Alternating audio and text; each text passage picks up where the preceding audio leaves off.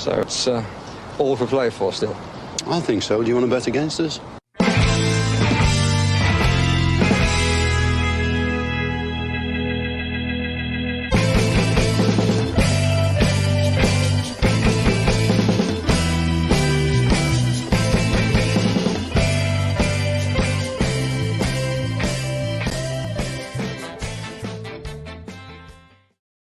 Hello, everybody, and welcome to For the Love of Paul McGrath podcast. And the last pre-season team sheet tantrum. Jesus, don't want to give anybody a heart attack there. Team sheet tantrums are not going anywhere before the rumor mill starts going. That was just a Freudian slip.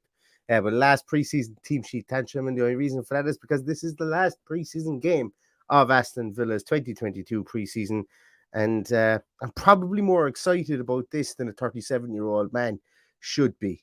Because I don't know why, but I've got like League Cup 96 butterflies in my stomach for this one, and I have no idea why. Is that kind of sad? Is that kind of sad to have? I don't know. Maybe it's just that I really want football to be getting going again. Paddy's here as well. He's just popped on there. I'm going to bring him on, thankfully.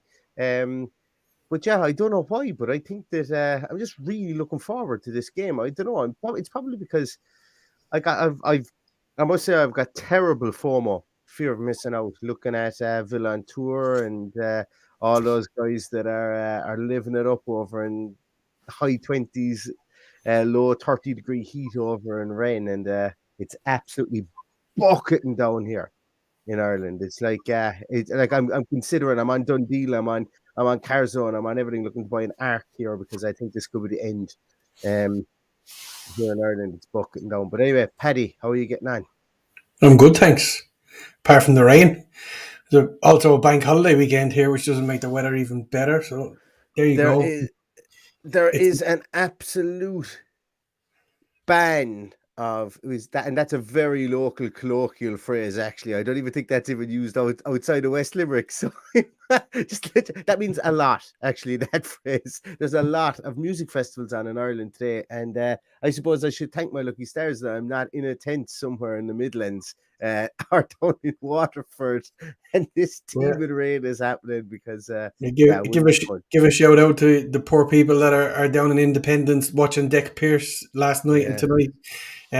Villa fan Dick Pearce is playing outdoors in his Block Rock and Beat. So yeah, I'm thankful for that. That I was going to say I didn't book any, but I did. I'm going to see Liam Gallagher at the end of the month, and that's outdoor, and it always frightens me right up to the day to see what the weather is going to be like. Yeah, it's. I'm glad you clarified that. You said I feel sorry for all the people down in Independence watching Dick Pearce, and I was there. Please don't let that be the end of the sentence. Please don't let that be the end. God, no. I know, we're joking. Dick Pearce is a national institution here in Ireland, specifically on a Friday night, and over weekends, everybody having raves in their kitchen, which is always good to see. But yeah, listen, Dick has been on the podcast before. He's an absolute stalwart here for Villa supporters in Ireland, and he does a sports show on a Sunday, and he's always throwing in the odd subliminal Aston Villa supporting message here and there. So he's fantastic for getting the news out. I actually met someone on holidays that told me that their son, who was 6, was an Aston Villa supporter because of Dick Pearce. Yeah. So it's very important that he's spreading the good word. Absolutely indeed. I'm gonna just because I see it here in the comments here, and we will get to the rest of the comments in a moment. Did you see it pop up here? Yes, for everybody that is looking for this in Villa TV that's outside of the UK, you aren't going to find it in Villa TV, unfortunately. Broadcast restrictions are just for Villa TV. Now, if I'm not mistaken as well, if your French is any good and you go to the Stade Rennais or the Rennes YouTube channel, you should be able to watch the game on their YouTube channel. I think they're streaming it there on the YouTube channel. Also, other streams that we will not be, we cannot name for legal reasons, I'm sure will be out there as well, but I do not condone those. Or if you have a good VPN. Or if you have a good VPN, yeah, because VPN with Villa TV as well will work. That is street legal, so you can do that. I think it is anyway. I wouldn't think so. Paddy, get my lawyer on line 5. Get my lawyer on line 5. But yeah, so look, that's there is a bit of difficulty watching this game, just due to broadcast restrictions coming out of France. Nothing to do with the club. Essentially, it's nothing to do with the club. It's to do with with broadcast restrictions, should I say, coming out of France. But as far as I'm aware, it is on Rennes' YouTube channel, and I'm actually going to just check that in real time. So, Paddy, when I'm checking that, do you want to fill, because I've got one or two little things there that I want to go through just before the team sheet is announced. I want to feel a little bit sorry for Sean Green here, who said he was at Harry Styles last night with his daughter. Cracking show. Was it I Harry hope it Styles? was, Was it Harry Styles that Gabby Agbonlor had a belt of a shoulder and he started puking all over the No, field? that was Louis Tomlinson. Was it Louis Thomas? They're not all the same person. I thought they were all androgynous or something along those lines, and they all just were the same person. It just seems that way, doesn't it? What was I doing? Oh, yes. Checking up the YouTube channel of Rennes. Interesting. When I search YouTube for Rennes, the first thing that comes up is our live podcast. So that's nice to see. There doesn't seem to be anything up there on their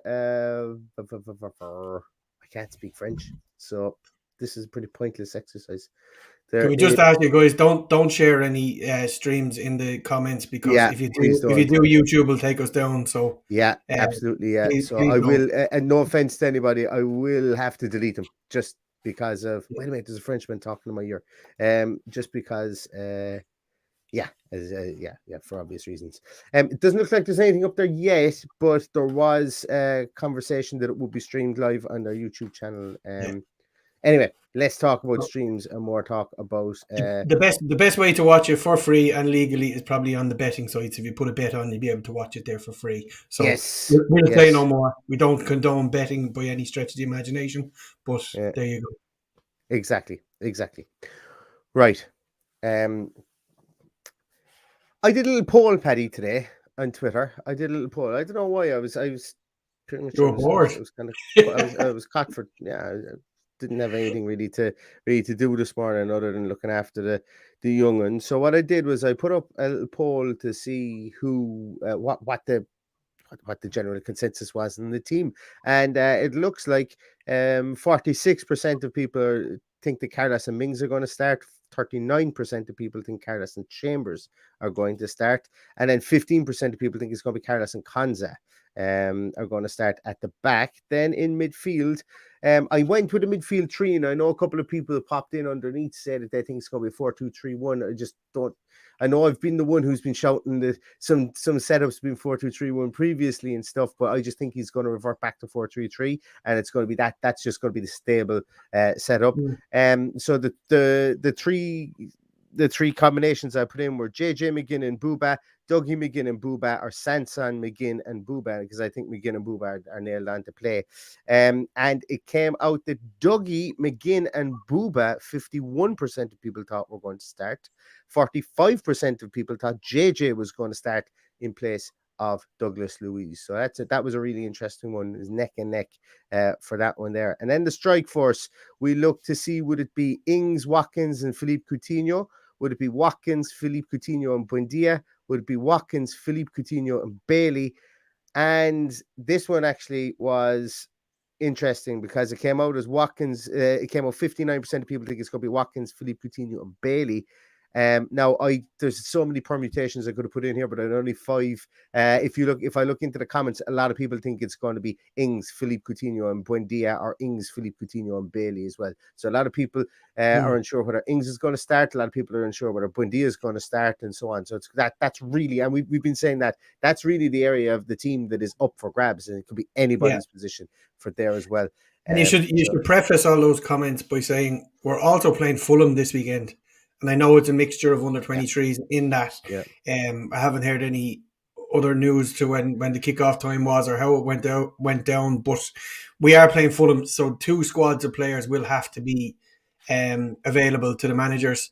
So I would imagine that we are going to look at more than likely a top 9 or 10 players that are going to start next week, starting today and getting a full 60-70 minutes under their belt as they ramp up ready for next week. And there probably will be a couple in the Fulham game that he's probably maybe unsure of fitness about. For example, Ezri Konza, who's coming back from injury, so he might get a full game against Fulham. He might get a full game against Rennes. We'll just have to wait and see. But it's going to be an interesting team for sure, given that it's our last one, not behind closed doors, before we play next week. And I stand over what I said in the little preview that I did as well. I stand over the fact that, okay, it might be 90% or 80% of the team that goes out against Bournemouth, but I wouldn't be surprised if the team that we start today isn't exactly man for man the team that starts against Bournemouth. I think those days are kind of gone, and I think for us as well, the fact that we have the majority of our team have played together before, I don't think it's as pivotal that we would have the team is out here. That consistency. Yeah, I'm trying. I've gotten a notification, but it's not showing up on my Twitter yet for whatever reason. You want me to call it out? It's telling me here. I have it. Go on, let's do this. So adding to the stream. So we have excellent. So we've got Martinez, Cash, Konza, and Diego Carlos. 15% of people are right. Okay, you win the holiday to Mauritius. Konza, Diego Carlos, and Dina, McGinn, Kamara, and Douglas Luiz. 51% of the population bet or guess that as well. You win the Ford Mondeo. And Bailey, Watkins, and Coutinho. I think that was the favoured one of the group as well, and you guys win the Hot Points tumble jar. Excellent stuff, guys. We have a very knowledgeable crowd as always. I would 100% put my faith in all of you that we would at least get to the bottom of this. I'm shocked that Konza is starting. I'm even more shocked when I look at the bench and I see no Tyrone Mings. That's the big shock. There's no other. There doesn't appear to be another centre half on the bench, is there? Feeney's there, Josh Feeney. Yeah. Now, once again, as you say, there's 2 games going on today, so it looks like Chambers and Mings are away with probably playing in that game against Fulham as well. So it's swings and roundabouts with regards to that. No Buendia anywhere. Buendia is probably playing against Fulham today as well. Cameron Archer anywhere. Oh no, Archer is there. Archer is there. Yeah. But it is a really, really, really, really interesting one. That the way that this has panned out. There's a lot of talking points here that we won't there's a lot of talking points here that we won't even have until we know what the Fulham game was like, and we won't even know if they did play in the Fulham game, which I would imagine that they did. But for me, I'm gutted that there's no Buendia today. Gutted because we're not seeing Buendia and Coutinho play together, and that's pissed me off now. It's kind of put a dampener on my whole preseason so far, to be honest with you. Slight dampener, like a 2% dampener, not anything else. I did have the butterflies in my stomach a moment ago, but now I'm kind of like going, fuck it, this is an opportunity to at least have Buendia there, and a bit of an annoyance now is what that is more so than anything else. But look, hey, he's the man with the plan. And some people are asking there about the subs. We've called them out there. Is Olsen, Sanson, Ings, Augustin, Sun, Young, Archer, Ramsey, Eric Boonham, and Feeney. That's Jacob Ramsey. Yeah, Jacob Ramsey there, and Aaron Ramsey not on the bench either. It's interesting because we didn't get any list of players that traveled to France, I presume, for this very, very, very reason. So it's an interesting one. I quit Twitter there by mistake, guys. So let me just bring that back up. I just want to see if we had anything from Ashley Priest, just to see if he could shed any light. Villa did take on Fulham in a behind closed doors friendly yesterday, with those missing from France playing a big part in that. Jared keen to spread the minutes around the squad to make sure each and every one of his players are as match fit and match sharp as possible. Look, it makes sense. I know why. I'm just being a petulant child. It's pissing rain outside. I wanted my rays of sunshine from South America to play together, and it just didn't happen.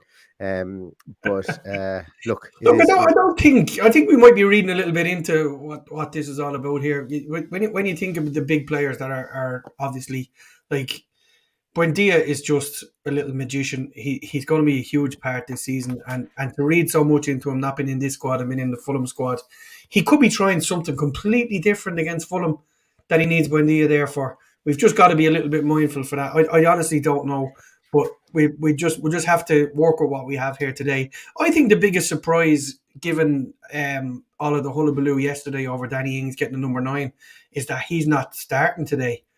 So I think you just got to choose that. I don't know. I think it could be a make or break time for Danny Ings. I think he's given Danny Ings the number 9, and he's patting him on the back and told him how great he is and said, "You're my number 9 now. That's going to be your short. You go and earn that short, and you go and score lots of goals."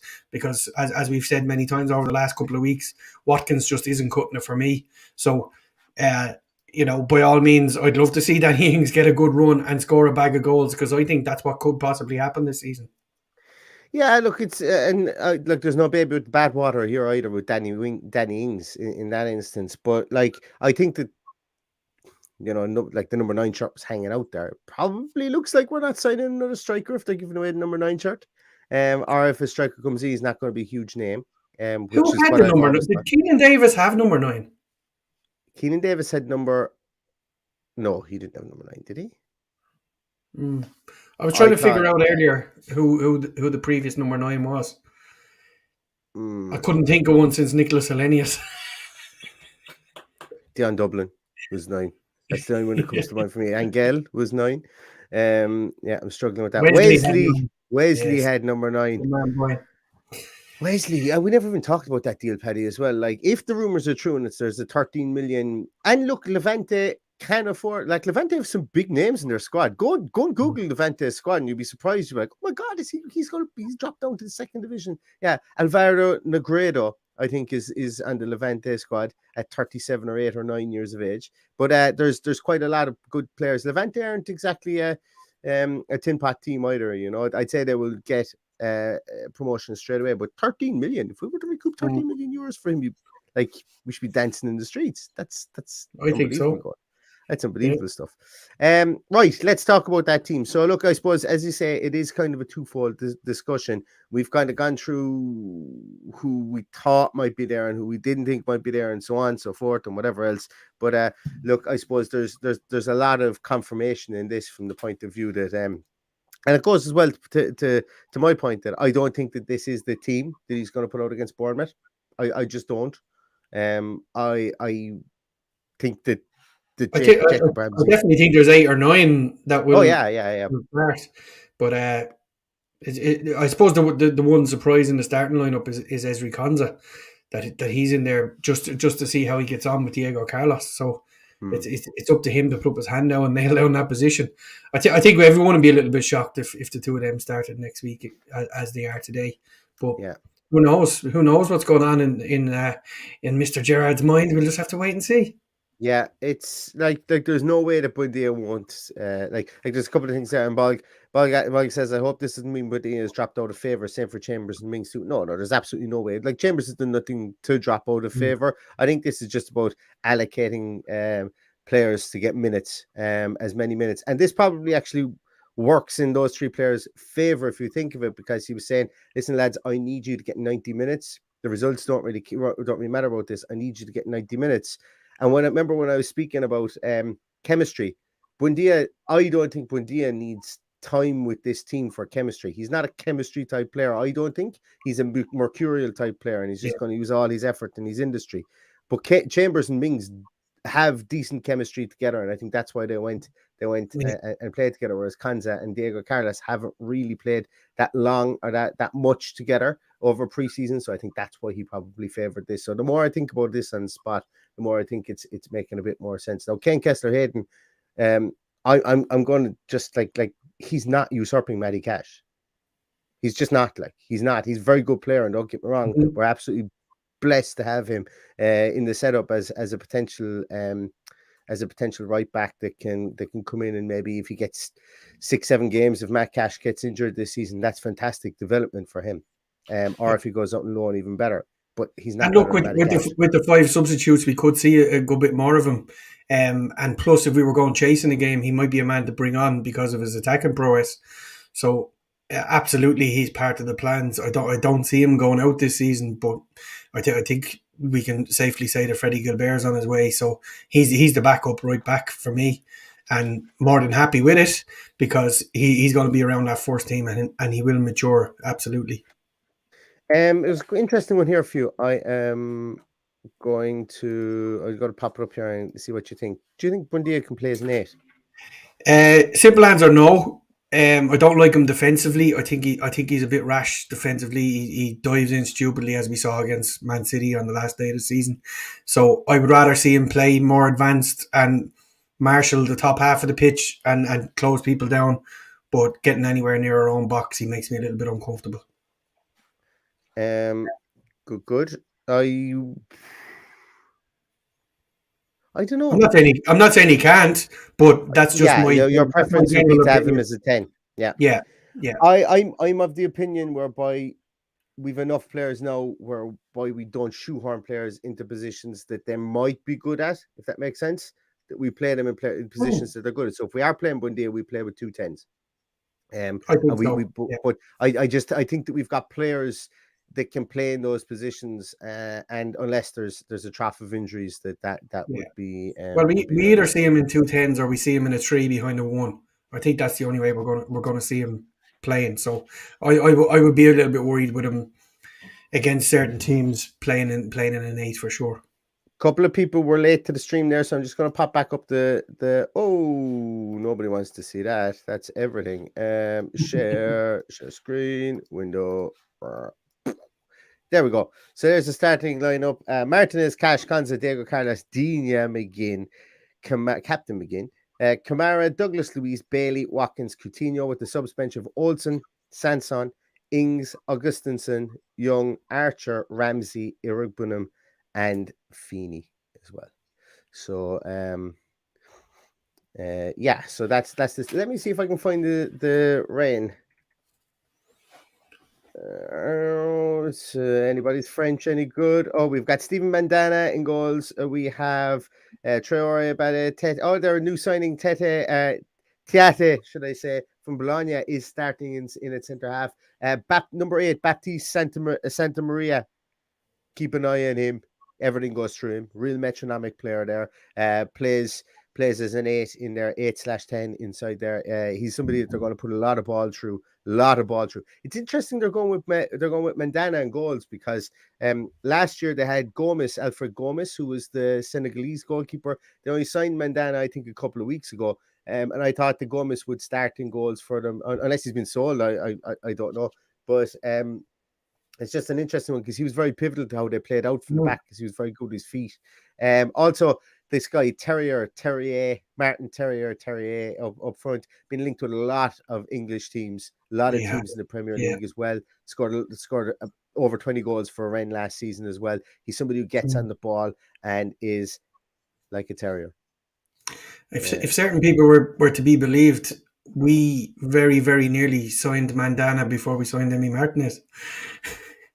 We very, very nearly signed Mandana before we signed Scott Carson as well. He's been linked. He's the who did I see you talking on Twitter? Oh, Benny McCarthy. He was the Benny McCarthy. Yeah, Benny McCarthy. It's an interesting one. Yeah, where that came from. There's a couple of other guys there. So if some of you didn't see my preview, these guys go like when they're playing out from the back or when there's a goal kick or anything like that, they're going to get super wide. Their fullbacks are going to push up. This is how they played last season anyway. Their fullbacks pushed up a small little bit. Their centre halves went seriously wide, and the strikers. There's games that you watch them and the strikers kind of are confused as to, wait a minute, how wide am I supposed to go here? And that you see them, they're kind of taking up space in the middle of the field. And what they do is they go wide. Santa Maria comes back and he takes the ball from the goalkeeper an awful lot through the middle. And he's very evasive in there. He's real, hardened League One player. And he played in the Bundesliga as well, if I'm not mistaken. He takes that ball and he distributes it all over the place. They get very wide. That's what they do. They like to be expansive. They get wide. They like to have overloads in the full back position and in the wide midfielder positions as well. From them, they play 4-4-2/4 4-4-2/4-3-3. I think. 4-4-2/4-1-4-1 kind of formation is what they play, and they do, as I said, that's what that allows them to get wide. You'll see their front players will filter back an awful lot more when the overloads happen, and then they have a massive turn of pace. So it's how would I put it? It's such a simple tactic. They try and create triangles. It looks like they're creating triangles in the middle of the field. Then they've got overlaps on both sides, and their strikers come back towards midfield, and then literally everybody just piles forward. It's a simple tactic, and that's what I saw from them last season when they were playing anyway. And they scored like 82 goals in Ligue 1 last season, and they had a plus 42 or 45 goal difference last season. So this team can score goals. It's going to be a huge threat to us. I am going to be really, really harsh on Luca Dean if he consistently gets beaten down the left-hand side. Regardless of who's in front of him, I don't care. We know what this team is going to do. If they're a team that goes wide, Luca Dean needs to stay home a small bit more. I'm completely aware that he is that he's very, very pivotal to our attack as well. But even if he doesn't stay back, the team need to have a plan for what's going to go, what I think is going to go happen here. Now, watch these guys break us down through the middle and basically cross the ball 4 times in the game now after me waxing lyrically about this. But they're not even a crossing team. They just like to go wide to drag players out and then overload through the middle and get the ball back inside again. So they're not a go wide and whip in crosses left, right, and center type team. But they're an interesting watch. There's also another piece as well. Set pieces here are going to get tasty because last year there was some really weird set pieces from Rennes. They were basically in the Aston McPhee book of make it look strange and see if something will happen category. So we could see some weird set pieces in both penalty areas today. But it's going to be an interesting one for ourselves. Paddy, talk to me. Do you think that Bailey, Coutinho, and Watkins, like what's your feeling on that? Because really, that for me is going to be the whole key. You know, we need to score goals in this game, I think, and we need to score. I think we need to get 2 goals in this game if we're to win it. Number one, but I just think for confidence in our strike force, I think we need to get that. Yeah, I do think this will be an attacking game. I think both sides will go out and attack, being more or less the last one before we go live in both our seasons. So I envisage we will score goals. I envisage they will too. I think it's going to be an open, expansive game in which Gerrard is going to try and stamp some kind of mark on it. It's interesting. Like I spoke many times about Ollie Watkins. I need more play. Please don't tell me that. Please don't. For those that listen to this afterwards, it says on the screen, TalkSport are close, saying we are close to signing Memphis Depay. Ed, I trust you with my life, but I don't trust TalkSport, so don't take this one personally. Okay. But look, hey, I'll be honest, he's saying if he was the 10th choice striker of Barcelona, he's not leaving because he's on an absolute boodle of cash there. There's like he goes to the shop with wheelbarrows of cash at Barcelona. So it would be an interesting so yeah, be an interesting. I just can't see it. I really can't. The guys are saying here may not be TalkSport. But anyway, that's for another day. Anyway, I'm excited. Look, I like Coutinho. He hasn't. I know Barry has a comment there asking us, what do you guys think of Coutinho so far? Do you think the team should be built around him, or is he fitting Gerrard's shape? Yet to see the razzle dazzle from him. What do you think? We've seen the razzle dazzle, just not enough. Is he fitting Gerrard's shape? I think he can be shoehorned into any shape of an attacking lineup. But the main problem here is we do it without Buendia, and that's my biggest issue. So yes, I think we should build a team around him. He is without a doubt the most exciting talent we could have in the team. Whether he shows it or not is another story, and we're going to find that out very quickly this season. He's fully fit. He's had a full pre-season. There's absolutely no excuses now. He has to go and put it in on a weekly basis, because if he doesn't, we have Buendia, we have Bailey, we have Watkins and Ings fighting for positions. There is going to be huge change there if Coutinho doesn't do it. And I don't think Gerrard is the kind of player that just picks him for the sake of it. The man is a genius. We know he's a genius. We know he can do it at the top level. He has had an off few seasons, but we're hoping that Gerrard is the man that can get a tune out of him, let's say, this season. And I think it's very important that he starts. But I'm a little bit disappointed that Watkins starts. I would have loved to see Danny Ings starting. I think Danny Ings starting today would have put serious pressure on Ollie Watkins. And the serious pressure is that he doesn't score enough goals. And that is our biggest issue. We need to be scoring more goals. And I think we do that with Danny Ings. I think that's debatable. Jury's out on Danny Ings for me. Southampton last season, he got a good goal. He was in around the game, but I just think he just was in and out of games an awful lot last season. His best game that he played last season was the Everton game when Dion Bailey came on and turned it around with the goal from a corner, or Dini's first goal for Aston Villa, as some people call it. Because the corner came off Dini, I think it went into the back of the net, and then he's passed to Leon Bailey. Look, I think the learning curve for Danny Ings within this team has been bigger, because it's just been so uncertain what's happening up top in any given game. Like, there was times last season we didn't know whether 2-9s, 2-10s, what was going on. So if we don't know what's going on, they've only got a week to implement it. So for me, that's where the concentration comes from. And look, as I suppose, really, when we spoke to Southampton podcast when he signed, or maybe this didn't go out live, maybe I didn't put this out live. They said that he's a second striker. He's not going to be able to lead the line on his own, and he gets most of his goals from being a second striker when he plays up top with somebody else. So maybe there's that kind of reacclimatization for him as well. Because when he was with Burnley, it's for sure a different system, and he undoubtedly plays well off another striker, preferably a big striker, which we don't have other than Keenan Davis. So, in my opinion, we should be starting the season with Danny Ings, and I think if we start the season with Danny Ings after 4 or 5 games, it's a completely different story. I think putting a bit of faith in him, getting behind him, and I think he's a player that, he needs the arm around him. He needs to be told how good he is. I don't think he needs any negativity around him. We know that Danny Ings can score 20 goals a season. He's done it in bad teams. So if we can get him playing a tune, we are going to score goals this season, and more importantly, he's going to score goals, and they will win games for us. So we didn't mention, Paddy, was Bertrand Traore.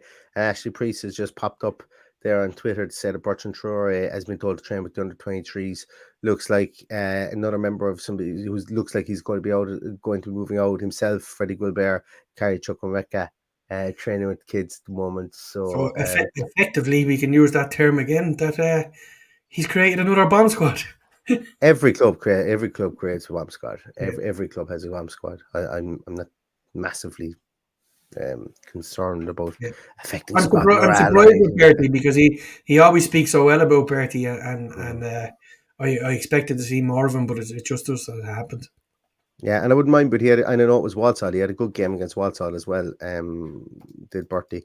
Let's take a look at some of the comments there, guys. I'm not going to go all the way back to the very, very start, because we've spoken a lot about a lot of things since then. So I'm just going to go back a small little bit here to after the Memphis Depay stuff, maybe. Jack says here, hey, Bailey, right Depay left. Oh, sorry, I said no Depay talk because it looks like it may not be coming to fruition. There's a rumor about Gerrard interested in Ross Barkley. Hopefully that's just a bad joke. Ross Barkley's on his way back to Everton. I could say I have even been told that Ross Barkley ain't coming to Villa. He's on his way back to Everton. No interest in coming back to Villa anyway. There's Ross Barkley. Nor do the club have interest in him. So he's on his way back to Everton. Everton are Everton's transfer strategy this off season is different than I would have expected. Where are we here? Did anyone see the Finn Azaz goal earlier? I didn't, but I heard it was an absolute pearler for Plymouth Argyle. So if anybody can point me in the direction of that, I'll take a look at it. This is an interesting one for Sweet Karma. Coutinho and other fair players, they can't turn on every week, and so F for flair is also F for frustrating. And I think, you know what, Good Mr. point. Karma or Mrs. Karma, I don't know whether it's Mr. or Mrs. I'm going to say Mr. Karma. If you are Mrs., I apologize profusely. I think this is the interesting part. And I think this is something that, like, when the heart rules the head as a fan, and gosh, I know more than anyone else that it does. I think this is what we have to remember. But one of the things is that Coutinho probably hasn't turned it on since Norwich. Southampton. He was awful against Norwich. The Norwich game we were at. I know we were drunk watching it, Paddy, but right. Southampton. You're right. It was the Southampton game I was at.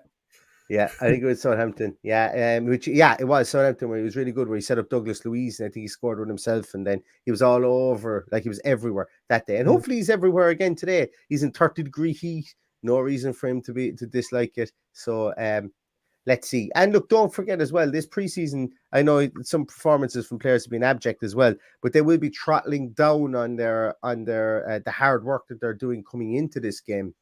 So we should see players that are a bit fitter with the likelihood of the majority of players that we would see out there. I don't think there's going to be 5-6 subs here. I think there's probably going to be 2 or 3 subs in this game. So it'll be treated like a proper game, as we all know. So we'll see a lot of these guys get 90 minutes. And I think that's important as well, because the double sessions are finished now, I would imagine, since we've come home from Australia, or at least even since midweek. So double sessions won't be an issue, and these guys will be going out there now with fresher legs as we kind of throttle down to go into the season as well.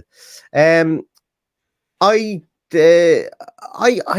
I think today is made for someone like an Ollie Watkins to just go out and we all go, Jesus, that's the Ollie Watkins we've been waiting for like 2-goal Ollie Watkins, won a penalty. Well, no, I was going to say won a penalty, but there's no way he's going to take. Actually, who would take the penalty? Because Coutinho missed the last one. Does Coutinho step up again?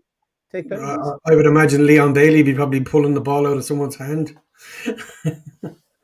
I don't know. Does he fill you with confidence for a penalty? Leon Bailey, I would, yeah.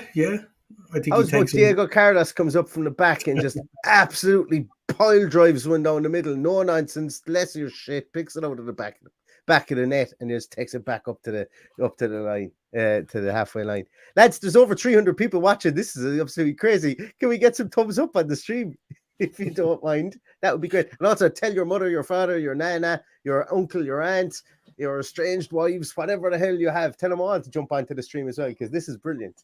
I really appreciate everything you guys do. 300 is absolutely crazy, and thank you so much. Paddy, are you expecting to see so? Okay, and I'm going to ask you this question, and this is a question I ask quite a lot. So for Aston Villa to win today, what have they absolutely got to do, and what have they not got to do? Well, we're entering into the unknown. Obviously, I'm not an aficionado of what Rennes can do. So I've absolutely no idea how good they are. I know a couple of their players, but for me, this needs to be a cohesive performance. And they've got to defend well, obviously. The midfield needs to function properly. I think goals will come from somewhere as long as they defend properly and the midfield functions correctly. And I think that's the basis of going into the new season. I just want to see a performance today. If we're beaten 2-1 or 3-2, happy days. Once I see a goal or two and we see a good performance, I'll be happy. As I said, we're going into the unknown. It's the last big game. It's very hot, as you said. It'll be a different kind of game to what they head into next week against Bournemouth and even Liverpool in midweek in that other behind closed doors friendly that's going to happen. So, as AVFCUS says, Stop giving the ball away. This is important. Our passing, now, albeit on very poor pitches in Australia, our passing has been awful. It really has. So I expect to see a little bit better than that today. I agree. So my big thing here is what Aston Villa have to do is I think we have to get a bit more of a foothold in midfield. We're going to be playing against a team here that there's no bully boy in this team. There's no bully boy in this team. And I think that's important because, like Fred kind of actually, I'm going to say Fred had another sparkler of a game apparently against Atletico Madrid. So Fred seems to be finding his feet under Ten Hag. About time for him because he's been the butt of most jokes above in Manchester for the last 3 years. But Fred kind of bossed our midfield as well for the first half against Manchester United. And while we did have a lot of possession against Leeds and Brisbane Roar, I kind of want us to do it against a team at Rennes level, and we didn't do it against Manchester United, so we've got another opportunity now against Rennes. So that's what I want us to do. If it means that Boubacar Kamara gets the full 90 minutes and gets 90 touches of the ball or has 90 passes, so be it, because I think that that's what he's built for, and everyone has seen that when he plays for France, when he played for France in the Nations Cup. So I think that's what Villa have to do. Villa have to fashion chances, and the best way to do that is get a foothold in midfield. We can't keep going wide. So this is what don't we have to do?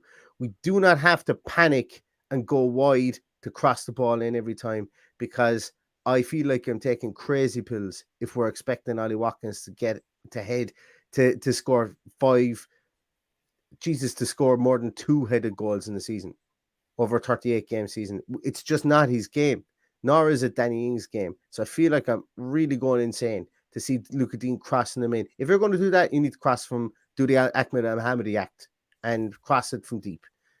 Because it's beginning to be a real bugbearer for me, this whole panic in midfield, get it out wide, when you're going, no, what should happen here is we should get the ball to Philippe Coutinho and try and win a free centrally or something along those lines, as opposed to just panic and go wide and have our fullbacks fucking 90 yards up the field and then get caught in a break. I think it's a bit naive football, and it's beginning to really, really grate on me. And I don't think it's a Steven Gerrard thing. I think it's more so a fact that we can't get control in the middle of midfield. We get bullied off the ball. And today I think we need to stand up. We've got Douglas Luiz and John McGinn. Douglas Luiz, John McGinn, who's captain, and Boubacar Kamara in there. Now, I'm not saying that Jacob Ramsey isn't a bit of heft, but if Douglas Luiz has been playing at 6 and he still has that 6 mentality there, bringing it into the 8th position, I think that he needs to stand up and show that today, because there's a lot of faith being put in him, probably with the impetus on him and saying, hey, Douglas, we're after playing you there against Rennes. Any chance you'd sign that contract? I think that there could be a bit of that in today as well. And plus the fact that Jacob Ramsey has played a lot of football over the summer as well, with being with the England under 21s and so on as well. There could be that too. So I think the two things for me is we need more dominance in midfield. And what we can't do is we can't keep going wide and crossing the ball in wildly, because it just doesn't work for Aston Villa. It didn't work in 2021, doesn't work in 2022. And I don't care about the second balls that drop in the box. We haven't scored many goals from those. And if we have, please send me on the data on it. Look, there's a little bit different there. When you've got players like Coutinho and Buendia that can unlock a defence with a slide rule pass, or someone like Buendia, like we saw against Man United, that can come in off the wing and put one in the bottom corner like that, or breakaway goals like he got against Everton last year. So, they have to come different ways. The goals have to come different ways. And I think the goals will come, but not with Ollie Watkins, unfortunately.